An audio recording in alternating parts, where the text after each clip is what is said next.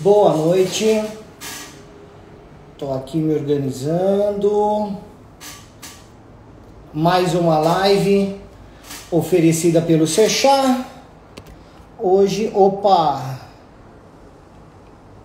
Steven já entrou, nosso convidado de hoje. Boa noite, Laís.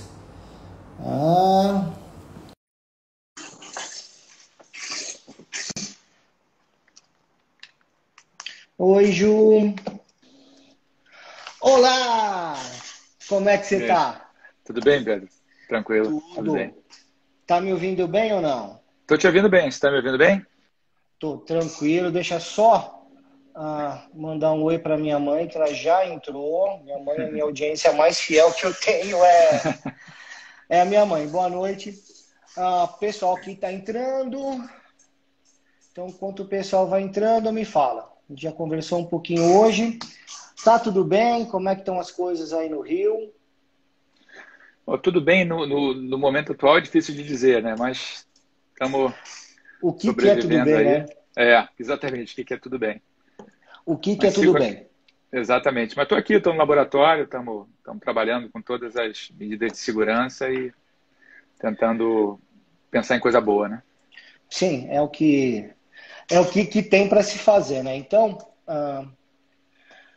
hoje, assim, eu achei até uma injustiça, né? Mas vou seguir o que você me falou, tá? De falar, né? Te apresentar como professor da UFRJ e cientista do Instituto DOR, né? Por que eu acho que é uma injustiça?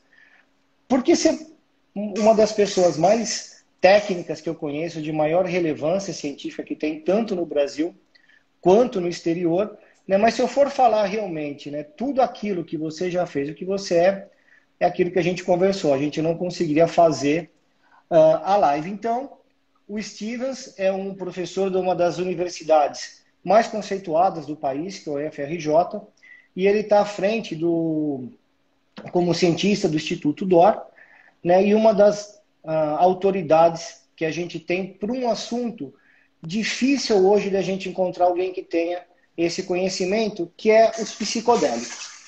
Eu tenho o privilégio, eu chutei a cadeira aqui, desculpa, eu tenho o privilégio, entendeu, de ser amigo do Stevens, a gente tem conversamos assim, não vou dizer que rotineiramente, mas sempre que um tem uma demanda para o outro, a gente tem esse acesso, fico muito lisonjeado de ser seu amigo, até porque o Stevens me colocou em contato com pessoas, né? Uma vez a gente fez uma reunião, entendeu? Que tava assim, todos os meus ídolos lá, entendeu? Tava o Toffoli, tava o Siddhartha, tava assim, uma rede de cientistas, assim, de um gabarito ímpar, né? E por isso, né, que o Stevens, ele é nosso colunista aqui no Sechá, e a coluna dele se destaca das outras colunas porque ele não aborda somente a cannabis, o foco dele é mais os psicodélicos. Para a gente começar essa conversa, primeiro agradecer pelo seu tempo de estar aqui com a gente, eu queria que você explicasse um pouco como é o seu trabalho, como é que é feito as pesquisas lá no Instituto. Legal. Pedro, obrigado mais uma vez aqui pela oportunidade. É sempre um prazer falar contigo, ainda mais numa live. Né, como você falou, eu sou professor da FRJ há 25 anos e estou vinculado também ao Instituto DOR desde 2014. E aqui a gente faz pesquisas utilizando uma técnica que foi desenvolvida no Japão em 2006, 2007. O pesquisador que desenvolveu essa técnica ganhou em 2012 o prêmio Nobel, né, que é algo, pensando num prêmio Nobel de Medicina e Fisiologia, de um período bastante curto, que é a técnica de reprogramação celular.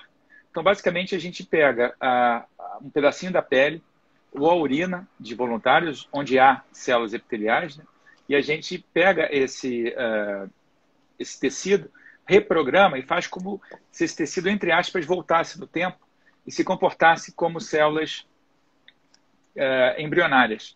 E a partir daí a gente dá instruções para essas células para que elas possam se transformar em tecido cerebral. Então a gente tem em laboratório fragmentos de tecido cerebral criados a partir da pele ou da urina de indivíduos, e a gente cresce esse tecido cerebral que possui os neurônios, possui as células da glia, possui as conexões sinápticas presentes no cérebro humano, e a gente estuda o efeito de determinadas substâncias nessas preparações. E uma classe de substâncias que a gente estuda são justamente os psicodélicos. Talvez valha a pena, Pedro, explicar um pouquinho a definição de psicodélicos, né? Isso talvez possa Fica à ser vontade. interessante. Psicodélicos são substâncias capazes de ativar os receptores de serotonina. O termo psicodélicos é um termo que foi sugerido ou descrito em 1957 por um médico inglês chamado Humphrey Osmond, depois de um papo com o Aldous Huxley, né, o escritor. E aí ele chegou nesse termo psicodélico, que significa manifestação da mente. E são substâncias, boa parte delas são substâncias presentes na natureza, outras sintetizadas pelo homem, que são capazes de ativar justamente os receptores que normalmente respondem à serotonina, que é um neurotransmissor presente no cérebro, no intestino, que tem uma relação direta com humor, cognição, bem-estar e saúde em geral. Então, aqui no laboratório, a gente tenta entender toda a maquinaria molecular e celular de resposta cerebral aos psicodélicos. A gente pode chamar, então, esse conjunto de células de mini-cérebros?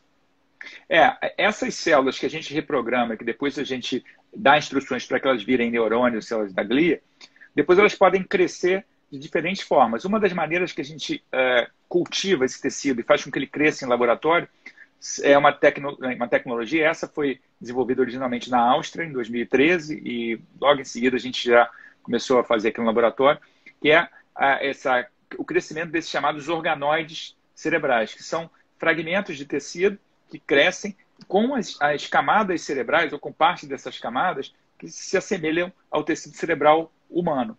Então, é uma ótima ferramenta para você estudar o desenvolvimento do cérebro e a resposta do cérebro a determinados estímulos. Então, por exemplo, em 2016, a gente publicou um trabalho, que foi um trabalho importante, sendo uma revista chamada Science, em que a gente mostrou que a infecção pelo vírus Zika era capaz de acometer os progenitores neurais no cérebro, nesse organoide cerebral. E a partir desses resultados, e obviamente em colaboração com colegas aqui do Instituto, como por exemplo a Fernanda Tovar Moll, que coordena toda a área de neuroimagem, a gente conseguiu propor e fazer inferências sobre a forma de infecção do vírus Zika sobre o tecido cerebral em desenvolvimento.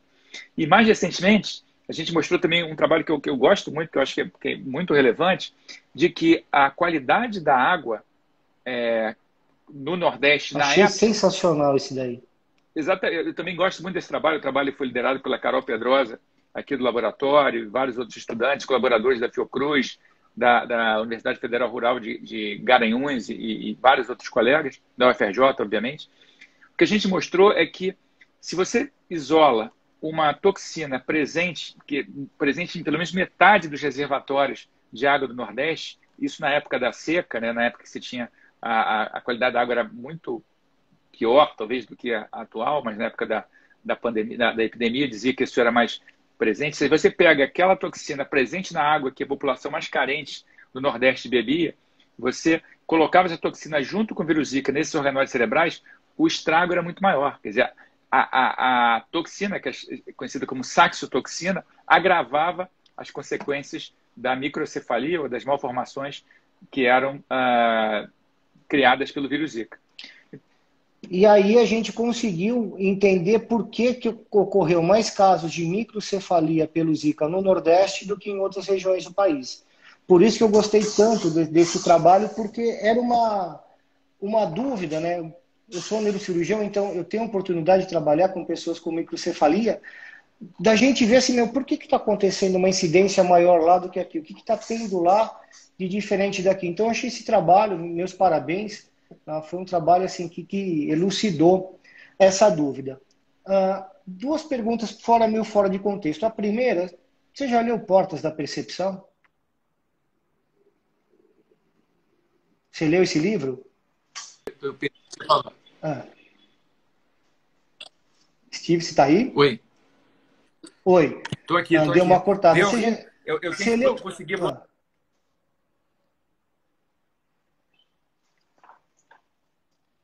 Espera que ele deve estar voltando. Bem, enquanto isso, aí eu vi o pessoal do PL Aí, bem, pena que o PL não vai estar aberto para a gente discutir sobre essa live, né, depois. Mas seria bem interessante se lá tivesse aberto, viu? Voltou, Steve? Oi, tá me vendo? Tá me ouvindo? Houston, agora tá tranquilo. Beleza. Você leu um livro chamado Portas da Percepção? Agora não estou te escutando. Opa, deixa eu Steve, tentar fala de alguma novo coisa. aqui. Agora estou ouvindo, estou ouvindo. Tô Oi, ouvindo. oi. Tá, beleza. Você leu Portas da Percepção ou não? Sim, sim. Sensacional esse livro. Eu não sabia. A banda The Doors, o nome da banda, foi influência desse livro. Eu achei excelente. E E a esse outra livro, pergunta. só um comentário, esse livro foi justamente do Aldous Huxley, que foi quem estava conversando com o Osmond quando ele sugeriu o nome psicodélico, né? Então, foi por isso, quando você falou isso daí, que eu lembrei, né, até a história da bicicleta que ele testou nele mesmo, não foi isso? Isso foi o Albert Hofmann, né? Que foi quem sintetizou o LSD, né? Essa é uma história interessante. O Albert Hofmann, ele era um químico suíço, né? Que trabalhava buscando medicamentos contra sangramento. Trabalhava numa empresa chamada Sandoz, na Suíça. E aí ele fazia uma série de sínteses químicas a partir de fungos, né? E de outros elementos. Ele chegou numa substância que ele chamou de LSD 25, tá? E essa substância ele sintetizou em 1938.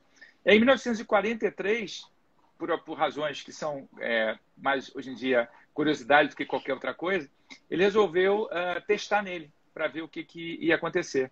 E ele percebeu que quando ele usou a substância, ele teve alterações cognitivas muito interessantes. Só que ele resolveu sair do laboratório dele dirigindo uma bicicleta.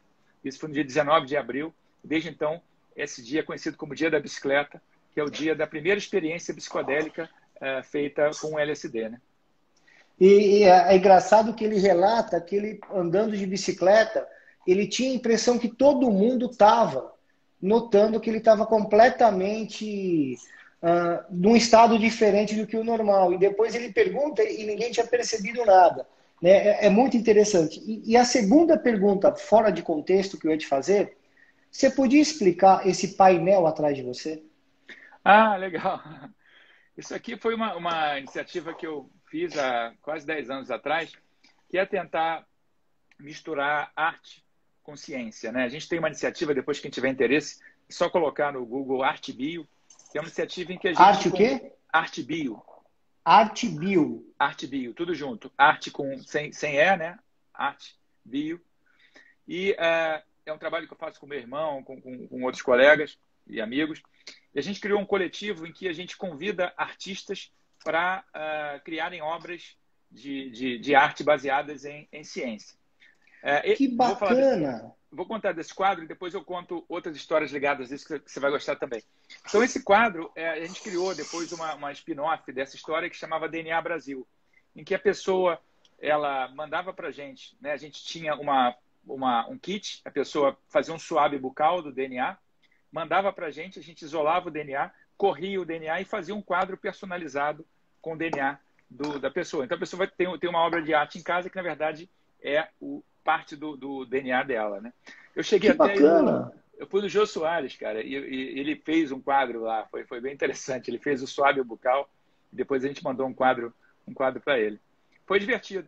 E dentro da Arte Bio, a gente faz esse tipo de ação, mas hoje em dia a gente está com uma exposição sobre Alzheimer. A gente convidou artistas que têm algum tipo de relação com Alzheimer por proximidade afetiva, né, parentes, amigos, e eles retratam a doença de Alzheimer nas suas obras. A exposição foi aberta no Espaço Ciência e Vida da UFRJ justamente um pouco antes de começar a pandemia. A gente teve que mudar a estratégia, ela está disponível online. Então, quem entrar no site da Arte Bio vai ver lá a exposição sobre a doença de Alzheimer na visão de artistas brasileiros. Nossa, sensacional, cara. Essa daí eu não sabia. Obrigado por você compartilhar. Espero que... Bem, eu com certeza vou gostar, porque eu gosto das duas coisas, né? Tanto de arte quanto de ciência. E ainda assim, nessa questão da ciência, os psicodélicos, como você falou, a primeira experiência com psicodélico foi na década de 60. A primeira experiência, digamos assim, a primeira experiência foi na década de 40, né? Isso é a experiência dentro do ambiente científico, né? Se você pega, por exemplo, os povos ancestrais, você tem utilização de psicodélicos desde os Sim. astecas, né? Gregos, e tem várias histórias interessantes. O próprio hinduísmo pode ter uma relação com o uso. O início de várias religiões tem a ver com o uso de psicodélicos. Do ponto de vista científico, a gente pode... essa experiência do Albert Hofmann, em 1943, ela é muito marcante. E depois, a partir do momento que a Sandoz começou a liberar para a pesquisa o LSD, você tem pesquisas acontecendo em profusão no mundo inteiro, inclusive no Brasil, tá? Na década de 50. Muita coisa ligada, por exemplo, a tratamento, inclusive, de dependência química, de alcoolismo. Então, nesse período, você tem centenas e centenas de artigos científicos sobre o efeito de psicodélicos, o efeito terapêutico e médico de psicodélicos, né? Foi um período de grande profusão científica que durou até aí a década de 60. Mas aí depois a gente tem um período, né, um hiato científico, quase que uma idade das trevas do psicodélico no mundo. E aí a gente observa, na primeira década de 2000, ali por volta de 2005, 2006, que começa a voltar a ter pesquisas, que os psicodélicos voltam a estar no cenário científico. O que aconteceu para ter esse resgate dos psicodélicos? Foi legal você ter lembrado isso, né? Houve esse ato da pesquisa psicodélica que durou quase 50 anos, né? E que foi motivada muito mais por questões políticas, né? Pela questão da guerra às drogas, o embate que havia entre Nixon e a contracultura americana, que acabou levando, né? Incorporando um pouco da psicodelia.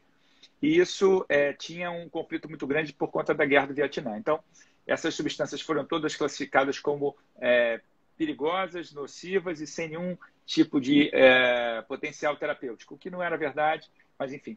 E até que depois isso ficou completamente silenciado, com alguns poucos pesquisadores no mundo, resilientes, fazendo algumas pesquisas no mundo, mas tem alguns gráficos interessantes que mostram a pesquisa super, né, a quantidade de artigos publicados bastante alta, até a década de 60, depois um vale sem nada, aí você começa a voltar ali por volta dos anos 2000. Isso muito por conta, primeiro, da organização de uma associação chamada Associação Multidisciplinar de Estudos Psicodélicos, em 1986, depois a Fundação Beckley, em 1998, essa associação nos Estados Unidos, a Beckley na Inglaterra.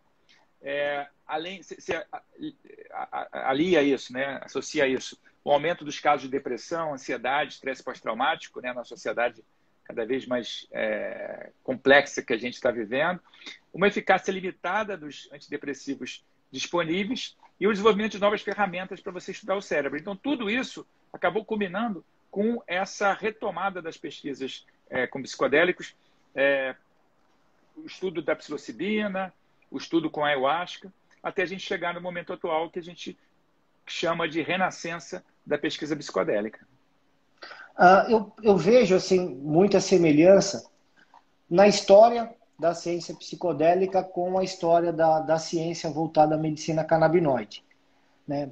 A questão de ser considerado uma droga sem potencial terapêutico, um hiato de pesquisas, mas a gente tem dentro da cannabis o professor Rafael Mechoulam, que foi quem deu esse estupim Nós temos um Rafael Mechoulam dos psicodélicos da atualidade, ou isso é uma coisa mais dividida, mais espalhada, diluída entre vários pesquisadores?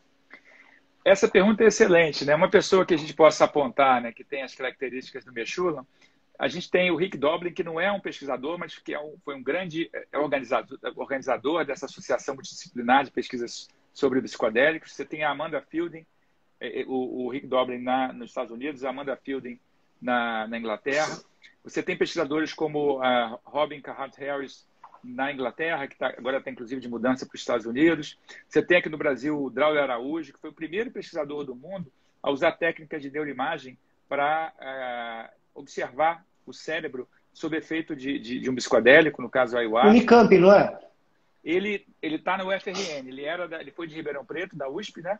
Depois foi para a UFRN. O Luiz Fernando Toffoli, que é da Unicamp, né? Que também está envolvido também nessas pesquisas. Então, você tem vários expoentes, porque no caso da cannabis, né, você tem, claro que são centenas de canabinoides, mas todos eles dentro de uma planta, né, da cannabis. No caso de psicodélicos, você tem psicodélicos que têm diferentes origens. Então, alguns desses pesquisadores acabaram se destacando mais estudando um determinado psicodélico do que outros.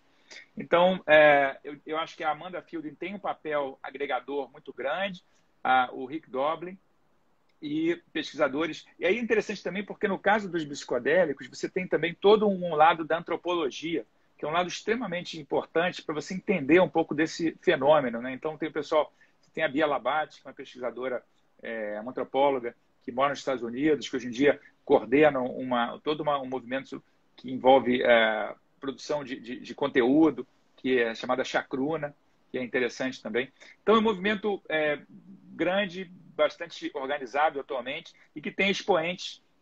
Tem um cara que está se destacando muito atualmente, que é chamado David Olson, da Universidade da Califórnia em Davis, que está estudando a ibogaína também, mais do ponto de vista molecular e celular, um pouco parecido com o que a gente faz aqui com as outras substâncias. Então, é um momento muito rico da pesquisa psicodélica que se reflete no investimento em novos centros de pesquisa no mundo. O Imperial College tem um centro de pesquisa dedicado a psicodélicos. Você tem na Johns Hopkins, na Universidade de Johns Hopkins, nos Estados Unidos, um outro centro que acabou de ser criado, Universidade da Califórnia, em São Francisco. Então, é literalmente uma renascença do conhecimento, ou renascença do investimento em pesquisas com psicodélicos. E aí tem uma curiosidade, Pedro, a gente chegou a falar isso um pouco mais cedo. O Brasil é o terceiro país do mundo que mais produz ciência sobre psicodélicos, ciência de qualidade, ciência que é citada no mundo, né? Você tem os Estados Unidos, a Inglaterra e depois o Brasil. Isso se deu basicamente porque o Brasil tem a liberdade religiosa e cultural do uso da ayahuasca nos rituais. Então, isso chamou a atenção dos antropólogos, chamou a atenção dos cientistas, e você tem trabalhos brilhantes, né, mostrando o potencial terapêutico da ayahuasca, por exemplo, ligada contra a depressão, com efeito anti-inflamatório. Então, é muita coisa. Você me perguntou isso, eu estou respondendo um montão de coisas, que eu estou lembrando de muitas coisas interessantes. Então, eu estou muito feliz de poder estar envolvido nessa área num momento de tantas oportunidades científicas, né? Não só o Brasil, mas a América Espanhola, vamos chamar assim, os Estados Unidos também, toda a América, ela é um continente psicodélico, né? A gente tem, desde a psilocibina, nos Estados Unidos, também tem me fugiu o nome agora, que é aquela do cactus, não é mescalina. Bem, a gente tem do cacto peyote é mescalina. Mescalina, né? Que também é um psicodélico, certo? Sim, sim. Então, a gente tem por toda a América, né, diversas substâncias, né, de diversas origens, né? A ayahuasca, que é um cipó com uma raiz, não é isso? Isso. A psilocibina, que é do cogumelo, a mescalina, que é do cactus, aí temos o sapo cambô, o sapo bufo. Então, a gente tem uma variedade muito, muito rica. E eu tenho acompanhado isso daí, eu tenho usado, né, com alguns pacientes muito bem selecionados, que explicam que é em caráter de pesquisa, que isso está sendo feito. Eu tenho usado a psilocibina em microdose em alguns pacientes. E uma das coisas que eles me relatam é que eles voltam a sonhar. Você tem alguma relação da psilocibina com sono REM ou é só uma impressão que eu estou tendo? Esse teu relato é interessante, né? Quem está investigando isso mais a fundo é o Siddhartha Ribeiro, que é um dos maiores especialistas em sono e sonho, né, do mundo.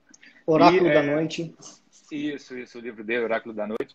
E uma das hipóteses, né, que a gente pode levantar é que existe uma substância chamada a dimetiltriptamina, que é uma substância que há indícios de que ela é presente dentro do próprio cérebro.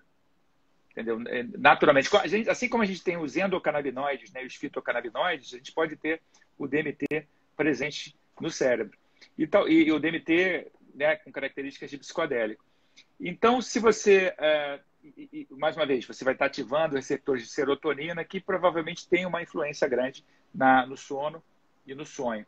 Então, há sim uma possibilidade de que eles tenham essa capacidade de mexer com a capacidade de sonhar, com essa hipótese de que o DMT endógeno poderia ser justamente a substância nossa, natural, que levaria ao início do sonho. Isso é uma hipótese, mas há indícios interessantes a esse respeito e que corroboram o que você está dizendo, né? Eventualmente um aumento da capacidade de sonhar, mas isso tem que ser melhor estudado e quem tem todas as credenciais para estudar isso é o Siddhartha. Então, posso te pedir um favor? Sim. O Siddhartha, para responder mensagem do WhatsApp, é pior do que eu. Ele consegue ser pior do que eu, mas eu sei que ele que vocês conversam muito. Fala para ele que eu mandei uma mensagem convidando ele para uma live do Seixá para estar respondendo essa pergunta a respeito aí dos psicodélicos e do sonho. A Rafaela Paf, ela tinha, quando eu perguntei para você assim, né, quem que seria o Mechula, né, ela até colocou aqui, eu citaria Groff e Kater Harris, não sei se eu pronunciei certo. E agora, ela mandou uma pergunta que eu achei bem interessante, né? Se o DMT, ele pode ser pelo estímulo da glândula pineal estimulada pelo DMT? Então, quando a gente olha para a glândula pineal, a gente está... Deixa eu ver se eu acerto aqui. Botei a bateria porque estava acabando. Acho que eu fiquei um pouco para baixo aqui agora. Tá tranquilo. Acho que não consigo. Deixa assim mesmo. Então, a hipótese... Primeiro, ela está correta em relação aos nomes. Ela falou do Charles Grob, tem briefings. Ela citou que foi justamente um dos primeiros que fez o estudo de 2006 de uma relação de psilocibina com a questão da própria sensação de pertencimento, de religião. Esse é um dos trabalhos que justamente marcou o que a gente chama hoje de renascença psicodélica. Então, ela está corretíssima na lembrança desses nomes. E outro nome que ela falou foi justamente do Robin Carhart Harris, que a gente comentou aqui também. Quando a gente pensa na glândula pineal produz melatonina. A melatonina, ela vem da serotonina. Então, sim, a gente pode pensar que há uma hipótese que talvez o DMT fosse justamente produzido pela glândula pineal.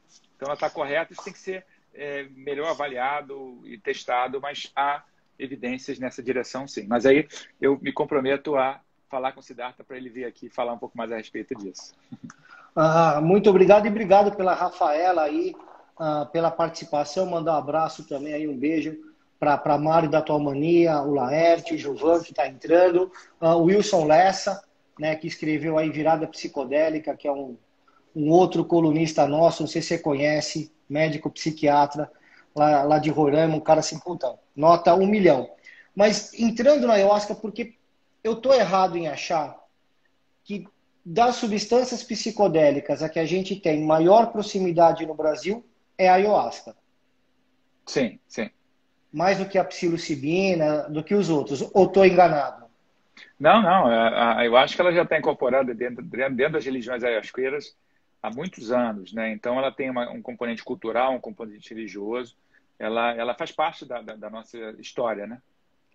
E qual é a relação da ayahuasca com a neuroplasticidade e o combate à neuroinflamação? Tem alguma relação realmente isso? Ou é uma lenda? Não, tem bastante relação, né? Eu vou contar aqui um pouquinho dos nossos trabalhos do laboratório e depois vou mencionar os trabalhos do Drauzio Araújo feito com pacientes, né? Uma das coisas que a gente tenta fazer aqui, justamente em cima daqueles organoides cerebrais que a gente falou há pouco, é ter essa ferramenta biológica, né? Um tecido cerebral humano vivo criado em laboratório para explorar justamente o que acontece com esse tecido quando ele é exposto a diferentes substâncias. Uma das substâncias que a gente justamente colocou esse tecido em contato foi o DMT, a dimetiltriptamina, né? Ela está presente num determinado, no veneno de um sapo, ela está presente na ayahuasca, né? Algumas com variações, uma chama NN-DMT, outra chama 5-mel-DMT. E quando a gente colocou o DMT em contato com esse tecido cerebral, a gente viu mais de 1.000 proteínas sendo alteradas. O que isso significa? As proteínas aumentaram de quantidade ou diminuíram de quantidade, né? Umas aumentaram, outras diminuíram. E aí, uma colaboração nossa aqui, né, no Instituto DOR, com o FRJ e com a Unicamp, e no caso do trabalho de um bioquímico, que é o Daniel Martins Souza, e usando alguns algoritmos, algumas técnicas em que você você primeiro descobre que as proteínas aumentaram e diminuíram de quantidade depois desse tecido ter sido exposto ao DMT. E aí a gente usa uma série de ferramentas de computação, uma série de programas de computador que nos ajudam a montar aquele quebra-cabeça. Então, quando você vê que a proteína A aumentou, a proteína B diminuiu, esses programas nos indicam o que estava acontecendo no cérebro. Então, o que a gente viu mais marcante é, por exemplo, você tem centenas de proteínas associadas justamente à neuroplasticidade, associada à formação de conexões, das conexões sinápticas, associadas à capacidade dessas células de se comunicarem com outras células, com outros neurônios. E a gente achou também uma outra via bastante alterada, que é uma via inflamatória, a sugestão de redução de inflamação com esses compostos. E aí o Draulio fez um trabalho sensacional em humanos, primeiro onde ele mostra um efeito bastante marcante antidepressivo da ayahuasca, e depois ele mostra que esse efeito antidepressivo está ligado a uma redução da produção de moléculas inflamatórias no corpo dos voluntários. Então, tudo que você falou, a tua pergunta, tem grandes evidências de laboratório, também experimentais em pacientes, que indicam que há, sim, fenômenos de neuroplasticidade e fenômenos anti-inflamatórios associados. E a neuroplasticidade ela é crucial quando a gente está lidando, por exemplo, com depressão, com trauma, com estresse pós-traumático. Que essa capacidade de você conseguir refazer algumas conexões cerebrais te ajudam a justamente sair um pouco daquela situação traumática, que é uma situação de repetição, né, em que você tem dificuldade de mudar o próprio rumo da prosa. E aí, fazendo uma analogia com um nó, né, que você tenta desatar, os psicodélicos, né, dentro de um contexto que precisa ser mais estudado, mas que tem um potencial já evidenciado, eles ajudariam a gente a desatar, a tirar esses nós, né, desfazer esses nós e justamente conseguir lidar melhor com traumas ou com situações como estresse pós-traumático, depressão e várias outras situações que a gente está vivenciando, principalmente agora por conta da pandemia. Eu acho assim que os psicodélicos eles são uma ferramenta terapêutica muito importante. Concordo que a gente está avançando ainda nas pesquisas, mas hoje a gente tem um aparato de pesquisa, né, como você falou, na produção aí, vamos chamar desses minicérebros, a ressonância nuclear magnética funcional. Então a gente tem um aparato tecnológico que nos ajuda. E na década de 50, como é que eram feitas essas pesquisas, sem ter todo esse aparato? Exatamente. Isso que uma vez eu ouvi um comentário de um outro pesquisador, né, um pesquisador americano, que ele, de certa forma, ele quis dizer o seguinte: o melhor momento para se explorar o potencial de psicodélicos é justamente agora, porque naquela época não havia essas ferramentas. Então você tinha, obviamente, o teste em voluntários, muitas vezes sem o planejamento de controles adequados. Havia, então, pistas de que eles tinham potencial terapêutico, mas essas pistas foram pouco exploradas. É óbvio que se a gente tivesse 50 anos estudando essas substâncias, elas já estariam de volta incorporadas dentro do arsenal médico, né? Mas isso não aconteceu.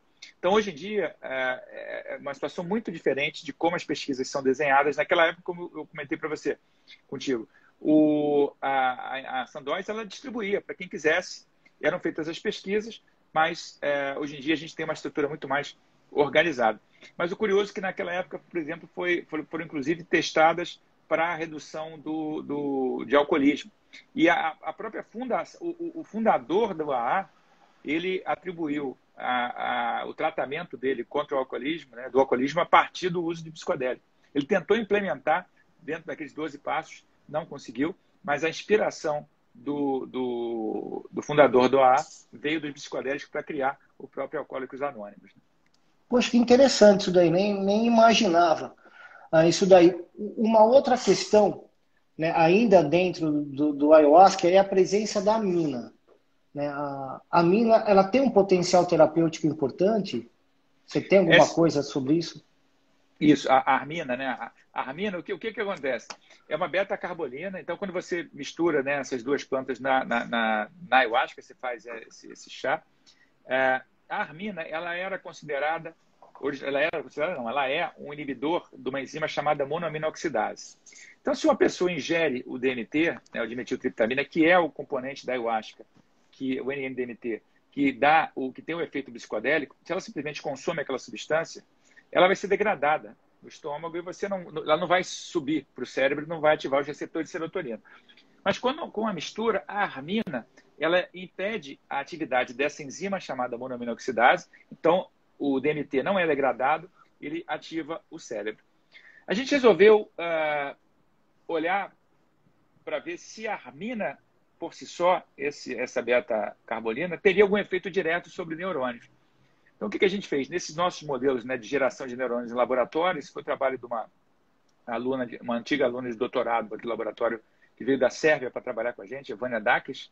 A gente mostrou que neurônios, né, ou progenitores neurais expostos à armina, eles apresentavam o fenômeno de neurogênese. Então, você aumentava a quantidade desses progenitores neurais no laboratório, o que fez com que a gente especulasse de que um dos componentes antidepressivos da ayahuasca seria justamente a armina, por gerar a neurogênese, já que a neurogênese também é uma característica dos antidepressivos, né? E pessoas que são deprimidas têm justamente a liberação de cortisol, que destrói os neurônios do hipocampo. Então, tem uma relação direta entre neurogênese e potencial antidepressivo, que a gente mostrou em laboratório que a armina, presente na ayahuasca, também tem. Então, assim, depois a Paty Rodrigues, eu já vou fazer tua pergunta já, Paty, que eu achei bacana. Mas, por exemplo, 5-mel-DMT, que é o do sapo bufo, né? Você utiliza de forma inalatória. Então, não teria armina. Será que ele também tem esse potencial terapêutico para depressão? Tem muita gente estudando também o 5-mel-DMT, tanto em instituições de pesquisa, como em empresas hoje em dia que estão focadas em explorar o potencial terapêutico do 5-mel-DMT também. Mas como você falou, você usa de uma forma ou injetado, né, ou inalado, então ele não chega a ser degradado pela falta da armina, digamos assim, dentro de um consumo como é feito com a bebida, né, com a ayahuasca. Um NN-DMT e outro 5-mel-DMT. Já vou falar da minha experiência depois com o 5-mel-DMT. Eu vou te fazer duas perguntas, uma da Paty Rodrigues. Cardiopatas, pode fazer uso de algum?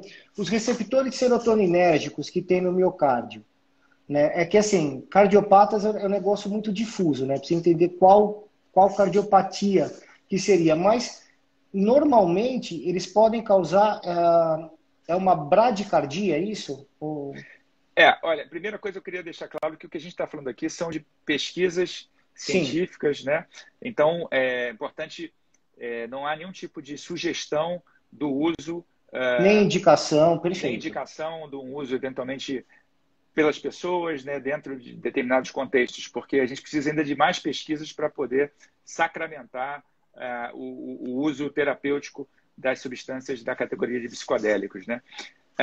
Você tem os receptores de serotonina do tipo 5-HT2A no cérebro e no coração você tem os receptores de serotonina do tipo 5-HT2B. Então, isso é algo que tem que ser levado em consideração, né, principalmente nas pesquisas, mas que também, obviamente, tem que ser levado em consideração dependendo de quem tiver o interesse de experimentar essas substâncias, que, mais uma vez, eu ratifico, eu não estou recomendando aqui. O que a gente está falando aqui, eu e o Pedro, a gente está falando do potencial terapêutico dessas substâncias, que as evidências de laboratório, tanto do nosso laboratório quanto de vários laboratórios do Brasil e do mundo, indicam que é bastante grande. Mas eu não vou chegar aqui e sugerir o uso. Não, exatamente. Mas essa questão da cardiopatia me lembrou por conta desses receptores serotoninérgicos.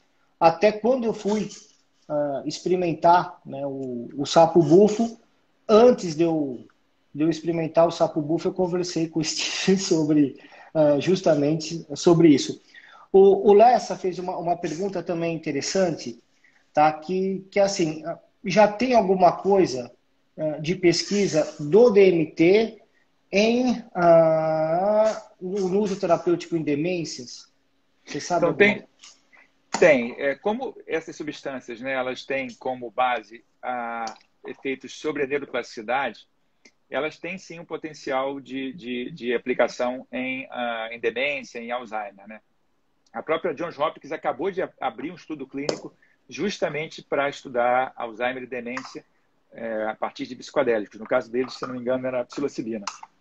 Então, mais uma vez, as evidências de laboratório indicam potencial terapêutico, inclusive para demências e Alzheimer. Mas é preciso que mais estudos sejam feitos para a gente poder chegar aqui e cravar que o efeito ele é real, é benéfico e é duradouro.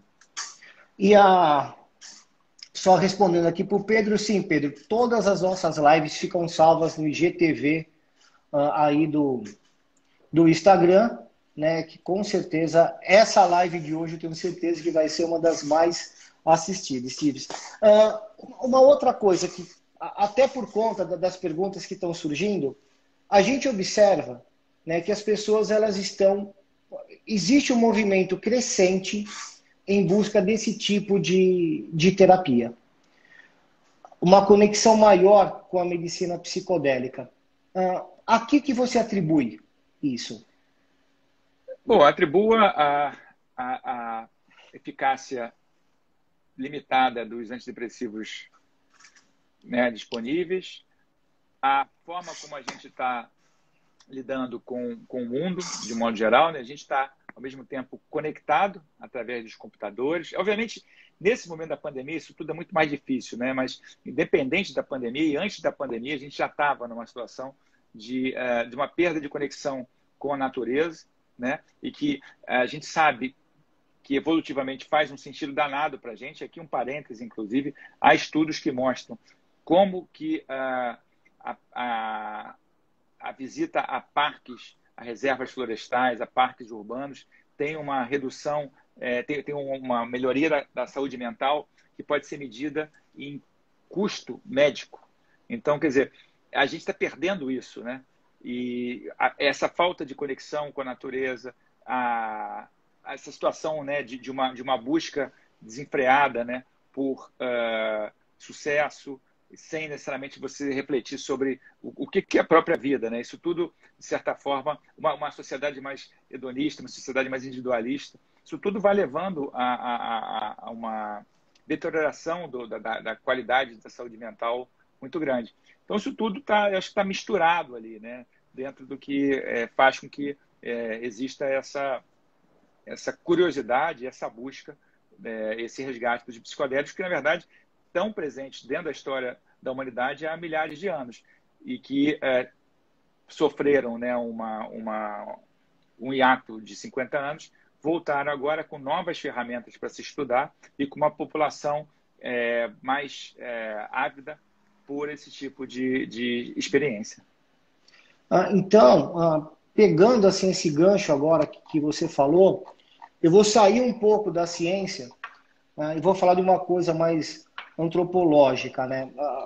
A gente tem, por exemplo, na cannabis, né, a gente tem uma dívida, né, vamos chamar assim, com a população negra, né, que muitas vezes acabou negra e pobre, mais pobre do que negra, que acabou sendo presa por quantidades irrisórias de cannabis. A cannabis, muitas vezes, ela foi usada para atingir essa população.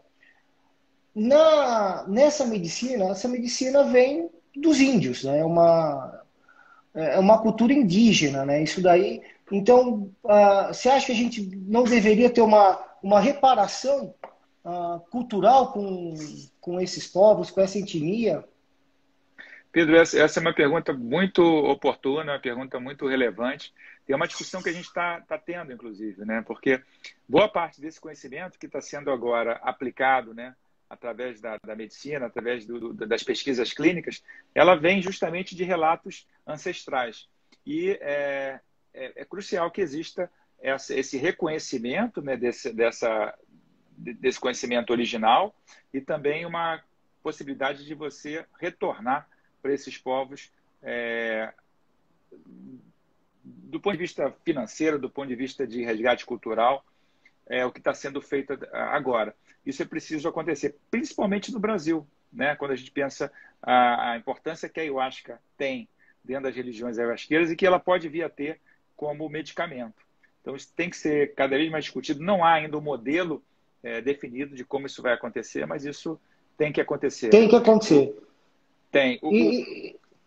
Só assim, só te cortando, que é bacana claro. que as pessoas verem assim, que o fato da gente estar ligado à ciência, de acreditar na ciência, isso não nos afasta dessa reparação cultural e dessa responsabilidade enquanto indivíduos dentro da nossa comunidade, né? Não é porque nós estamos ligados à ciência que a gente vai ignorar tudo isso ou achar que isso é irrelevante. Perfeito. E aí eu só lembrei que o jornalista Marcelo Leite, ele tem um blog que chama Virada Psicodélica, na Folha de São Paulo, em que ele está justamente discute muito isso, essa questão da reparação cultural. E aí fica aqui só como lembrança também, para quem se interessar pelo tema, ele está lançando o livro dele que chama Psiconautas, dia 13 de maio, agora, que é um livro justamente sobre a pesquisa psicodélica no Brasil. Então é um livro interessante para quem gostar do tema. Qual que é o nome do livro? Psiconautas. Psiconautas. Você sabe a editora ou não? Fósforo. A editora é Fósforo. Jornalista Então tá Marcelo aí Leite. Uma indicação, né, de livro Psiconautas, editora Fósforo. Para quem está interessado no tema, por exemplo, como eu, já vou tá atrás disso daí. Um índio descerá. O Lessa falando, bem, por incrível que pareça, né, já estamos com 46 minutos de live, né? Isso aí passou que a gente nem viu. Deixa eu mandar um abraço também aí para o Evandro, da Cristal Shop, que todo sábado eu estou lá comendo uma excelente feijoada. Então, assim, para aproveitar essa parte final, não consegui fazer nem metade das perguntas que eu tinha programado aqui para fazer, mas que bom, porque isso me dá motivo para te convidar de novo. Mas eu queria falar de uma coisa que às vezes dói no ouvido de algumas pessoas ouvirem esse termo, que é o da boa morte. Né? Os cuidados da terminalidade, eles são muito importantes, porque a morte ela faz parte da vida. Né? A gente tem, assim, poucas certezas na vida. Né? Certeza, todo mundo vai morrer, todo mundo vai pagar imposto, isso daí não tem como você fugir. Mas eu acho tão importante esses cuidados da terminalidade, e os psicodélicos ele tem ajudado muito, tanto o LSD quanto outros psicodélicos. Isso a gente vê em vários lugares do Brasil. Acho que Inglaterra, pelo menos o que eu vejo mais é da Inglaterra. Você poderia acrescentar alguma coisa sobre isso? Pedro, você levantou um ponto crucial, né? Você tem vários estudos, né? Vários testes clínicos feitos em pacientes terminais ou em pacientes que têm, por exemplo, um câncer de difícil tratamento, com prognóstico de vida um pouco mais curta, em que tem respondido muitíssimo bem aos psicodélicos, né? Reduzindo a ansiedade, resgatando uma vontade de viver, de celebrar a vida. Então, é algo que está justamente dentro dessas possibilidades terapêuticas, está justamente essa de uso em situações ligadas à finitude. Né? Isso, como você falou, é um tema, às vezes, difícil de ser tratado. Eu acho que a nossa herança ocidental e brasileira tem uma dificuldade, né, de lidar com isso, mas é algo que eu vi uns estudos muitíssimo interessantes sobre justamente essa aplicação. Tem um filme que chama, em inglês, Fantastic Fungi, Fungo Fantástico, em que uma boa parte do filme trata justamente de experimentos com pacientes terminais e o uso de psilocibina.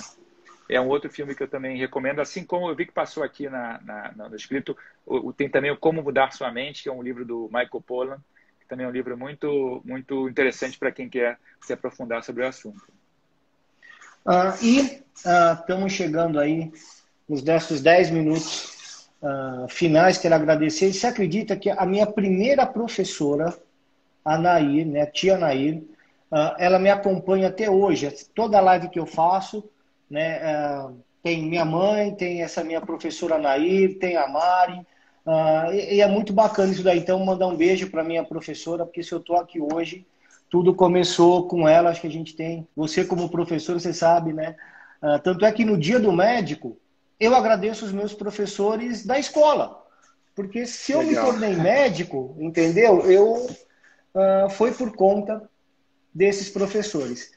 A gente tem o costume de deixar né, os 10 minutos finais, mas eu vou tirar esses 10 minutos finais seu e vou baixar para só 5 minutos, porque tem duas coisas que eu preciso perguntar. Uma é a questão do LSD e a neuroplasticidade, e a outra é como as pesquisas do Brasil são vistas no mundo, as pesquisas com psicodélicos. E você já emenda com isso, né, com o seu comentário final, né, você pode, tá todo mundo perguntando do filme. Aí você dá o seu recado, né, você já deixa o microfone aberto para você. Mais uma vez, te agradeço pelo tempo que você destinou, te agradeço toda essa parceria e amizade que a gente tem, eu aprendo muito com você. O papo assim, fica sensacional. Então, sobre LSD, neuroplasticidade e como as pesquisas do Brasil são vistas no exterior. Tá ótimo. Eu só estou vendo aqui nos comentários, só pedindo para a gente repetir o nome dos livros. Então, tem o livro Psiconautas, do Marcelo Leite, tem o Como Mudar Sua Mente, do Michael Pollan, e tem o filme Fungo Fantástico, que acho que está disponível em alguns desses canais, né, de streaming. E Portas da Percepção. Isso, e o Aldous Huxley com Portas Abertas da Percepção. Muito bom. Bom, como é que a ciência está sendo vista, né? Eu acho que o Brasil ele teve, por conta da oportunidade, né, de estudar ayahuasca, um destaque internacional muito grande, que foi mantido. Hoje em dia a gente tem pesquisadores, o Draulio Araújo é um cara incrível, é uma referência mundial. O Eduardo Schemberg também, com o MDMA, teve um papel muito pioneiro aqui. Siddhartha Ribeiro, Luiz Fernando Toffoli, Draulio Dartil Xavier, enfim, eu vou esquecer de alguns, mas a gente tem uma comunidade científica muito forte e com reconhecimento internacional, que não é algo comum a gente ter, né? A gente tem pesquisadores de vários variados, interessados nas mais variadas pesquisas científicas, mas especialmente o estudo de psicodélicos, a gente tem um protagonismo muito grande, que tem o desafio de se manter protagonista num momento em que você tem um corte da pesquisa científica, né, um corte de investimento em pesquisa muito grande, né? Então, eu não é o tema aqui da live, mas a situação da pesquisa científica no Brasil, ela é uma das piores da história e, paradoxalmente, a gente vive um dos melhores momentos da ciência e da ciência psicodélica, né, mais especificamente, no mundo. Então, esse é o meu recado. Em relação ao LSD e neuroplasticidade, a gente tem um trabalho que está ainda sobre a versão de pré-print, né? O trabalho ele tem que ser ainda avaliado pelos pares e publicado numa revista científica com avaliação por pares, mas ele já está disponível na internet, em que a gente estuda justamente o LSD. A gente fez uma parte do trabalho usando os organoides cerebrais para mostrar alterações de neuroplasticidade. Depois confirmamos os efeitos em camundongos, né, em roedores, e depois em seres humanos. Então, é um trabalho que indica e sugere que o LSD, como psicodélico, pode ser o que a gente chama de um boost cognitivo, né? Ele pode ajudar no processo cognitivo. Aí a gente já vislumbrando um potencial terapêutico associado à velhice, associado ao envelhecimento. Eu lembro que eu escrevi um artigo alguns anos atrás que eu falei a maconha é coisa de velho. É um artigo que mostrava justamente como a redução do sistema endocannabinoide ele podia ser, de certa maneira, recuperado através do uso de fitocannabinoides. E eu escrevi um artigo agora para a MIT Technology Review, em que o título eu usei uma coisa parecida, eu chamei psicodélico é coisa de velho, que tem justamente a ver com o resgate da possibilidade de você gerar ou manter neuroplasticidade mesmo durante a velhice. Então, o potencial terapêutico é incrível, a gente precisa fazer mais pesquisa, a gente está fazendo pesquisa, e conforme essas pesquisas forem ratificando esse tipo de trabalho, mais próximo a gente vai estar de um uso dentro de um contexto médico, né? Então, alguém comentou aqui também nos comentários sobre o trabalho que saiu essa semana na Nature Medicine, em que confirma o potencial terapêutico do MDMA para estresse pós-traumático. Então, por conta do todo o trabalho do Rick Doblin, de todo o trabalho dessa associação multidisciplinar de ciências psicodélicas que eu comentei no começo do nosso papo, muito provavelmente, ano que vem, o MDMA vai ser incorporado dentro de um contexto de psicoterapia para tratar estresse pós-traumático. E é algo que é muitíssimo grave e marcante no Brasil também. Bem, só tenho a agradecer. Quem gostou dessa conversa, não esqueçam de ver a coluna do Stevens lá no Seixar.